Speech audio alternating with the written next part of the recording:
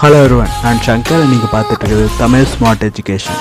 இதில் நாம் சுலபமாக எல்லாருக்கும் புரியக்கூடிய வகையில் அமைக்கப்பட்டிருக்கக்கூடிய ஸ்போக்கன் இங்கிலீஷ் கிளாஸஸ்லாம் பார்த்துட்டு வரோம். ஒருவேளை உங்களுக்கு இதில் ஆர்வம் இருந்துச்சுன்னா நம்ம சேனலை சப்ஸ்கிரைப் பண்ணி வச்சுக்கோங்க. பக்கத்தில் வரக்கூடிய பெல் ஐக்கான் சிம்மில் கிளிக் பண்ணி அதில் ஆல் அப்படின்ற பட்டனையும் எனேபிள் பண்ணிக்கோங்க. அப்போ தான் நம்ம போடக்கூடிய வீடியோஸ் உங்களுக்கு நோட்டிஃபிகேஷனாக வரும். இதுக்கு முன்னாடி வகுப்புகளை மிஸ் பண்ணியிருந்தீங்கன்னா கீழே டிஸ்கிரிப்ஷனில் லிங்க் கொடுத்துருக்கேன், போய் பார்த்துட்டு வாங்க. வாங்க லெசனுக்குள்ளே போகலாம்.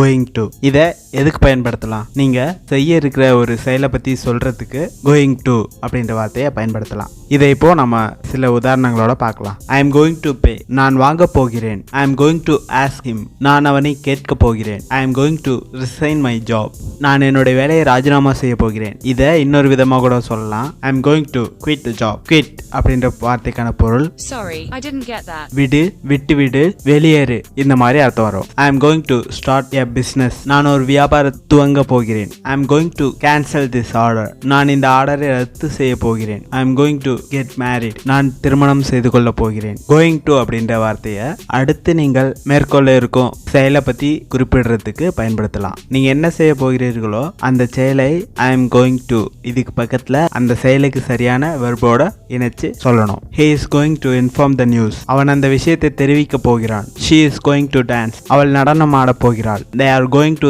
close the shop, அவர்கள் கடையை மூட போகிறார்கள். it is going to rain, மழை பெய்ய போகிறது. you are going to speak English, நீங்கள் ஆங்கிலத்தில் பேச போகிறீர்கள். இப்போ இந்த வார்த்தையை இன்னொரு கோணத்துல இருந்து பார்க்கலாம். அதாவது நெகட்டிவான வாக்கியங்களுக்கு எப்படி பயன்படுத்தலாம் அப்படின்னு நான் இனி விளையாட போவதில்லை, இந்த கருத்து நெகட்டிவ். இந்த மாதிரி கருத்தை தெரிவிக்கும் பொழுது அது பக்கத்துல நாட், இந்த நெகட்டிவ் சொல்ல பயன்படுத்தணும். I am not going to play, நான் விளையாட போவதில்லை. I am not going to spend, நான் செலவழிக்க போவதில்லை. She is not going to dance, அவள் நடனமாட போவதில்லை. He is not going to resign his job, அவன் தன்னுடைய வேலையை ராஜினாமா செய்ய போவதில்லை. they are not going to close the shop, அவர்கள் கடையை மூட போவதில்லை. she is not going to not marry him, அவள் அவனை திருமணம் செய்து கொள்ள போவதில்லை. I am not going to blame anybody, நான் யாரையும் குறை சொல்ல போவதில்லை. you are not going to lose anything, நீ எதையும் இழக்க போவதில்லை. it is not going to become a problem, அது ஒரு பிரச்சனையாக இருக்க போவதில்லை. I am not going to become a doctor, நான் டாக்டர் ஆக போவதில்லை. அதாவது இதோட அர்த்தம் டாக்டர் ஆகிறதுல எனக்கு விருப்பம் இல்லை அப்படின்னு வருது. Carefully, hairfitter, I am not going to help him, இனிமேல் நான் அவனுக்கு உதவி செய்ய போவதில்லை. hairfitter இதோட அர்த்தம் இனிமேல் அப்படின்னு வரும். நீ வேலையை ராஜினாமா செய்ய போகிறாயா அப்படின்னு உங்களுடைய நண்பர்கிட்ட கேட்கறதுக்கு are you going to resign the job, இதையே நம்ம இதுக்கு முன்னாடி சொல்லியிருந்த மாதிரி are you going to quit this job, இந்த மாதிரி கேளுங்க. இந்த மாதிரி கேள்விகள் கேட்கறதுக்கு இன்னும் சில உதாரணங்களோட வாக்கியங்களை பார்ப்போம். are you going to get down here, நீங்கள் இங்கே இறங்க போகிறீர்களா?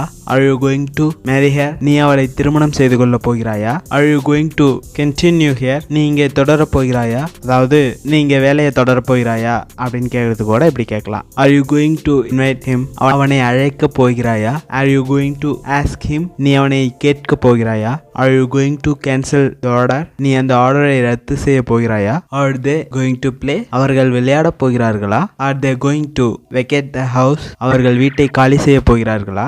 is he going to pay the TV, அவன் அந்த டிவியை வாங்க போகிறானா? is she going to dance, அவள் நடனமாட போகிறாளா? உங்களுடைய நண்பர் உங்ககிட்ட ஒரு தபால் கொடுத்து அதை போஸ்ட் பண்ணிடு அப்படின்னு கொடுத்துருக்காங்க. அதை நீங்க மறந்துட்டீங்க. அப்புறம் கொஞ்ச நேரம் கழிச்சு அந்த நண்பர் உங்ககிட்ட கேட்கிறாரு, அந்த தபாலை போஸ்ட் பண்ணிட்டியா அப்படின்னு. அப்போ உங்களுடைய பதில் என்ன? நோ அப்படின்னு சொல்லுவீங்க இல்லையா?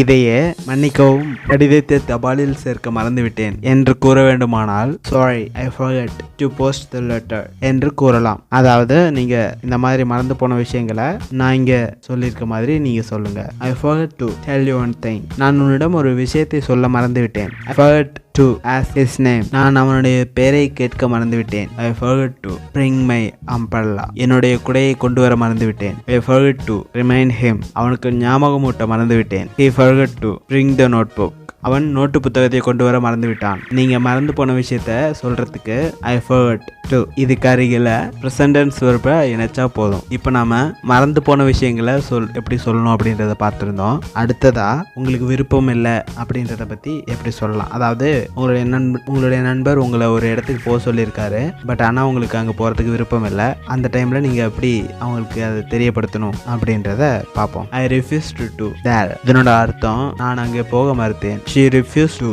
dance. அவள் நடனமாட மறுத்தாள். He refused to allow me. அவன் என்னை அனுமதிக்க மறுத்தான். The conductor refused to issue the ticket. நடத்துனர் பயணச்சீட்டை தர மறுத்தார். I refused to pay more than 10.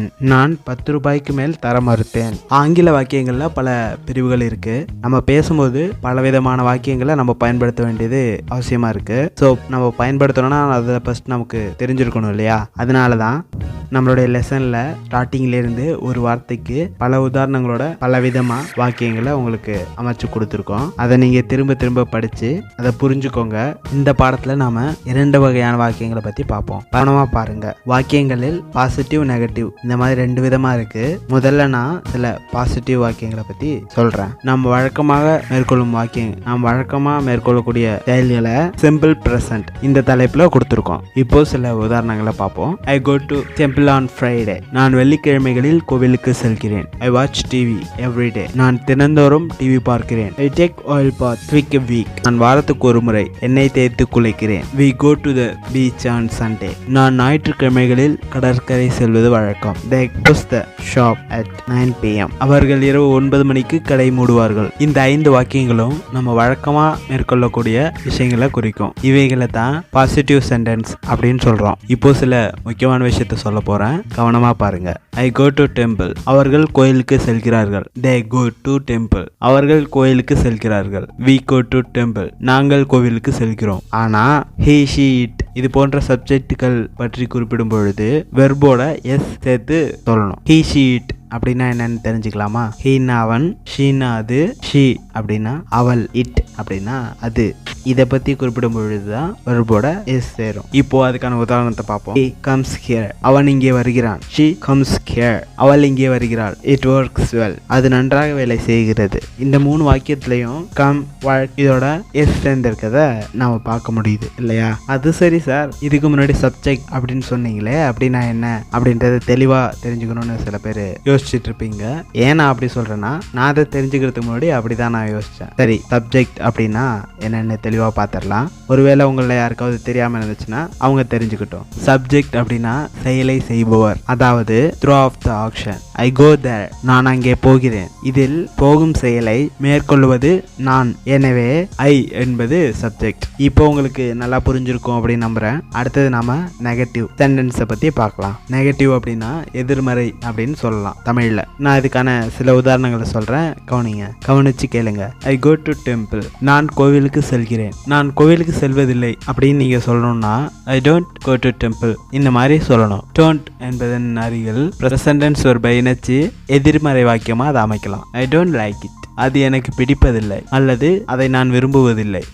they don't know. அவர்களுக்கு தெரியாது. we don't borrow. நாங்கள் கடன் வாங்குவதில்லை. he does not care. அவன் பொருட்படுத்துவதில்லை. he does not know. அவளுக்கு தெரியாது. இந்த வாக்கியங்கள்ல 4 அப்புறம் 5 இதுல சில மாற்றம் ஏற்பட்டிருக்கு. அதை கவனிச்சிங்களா?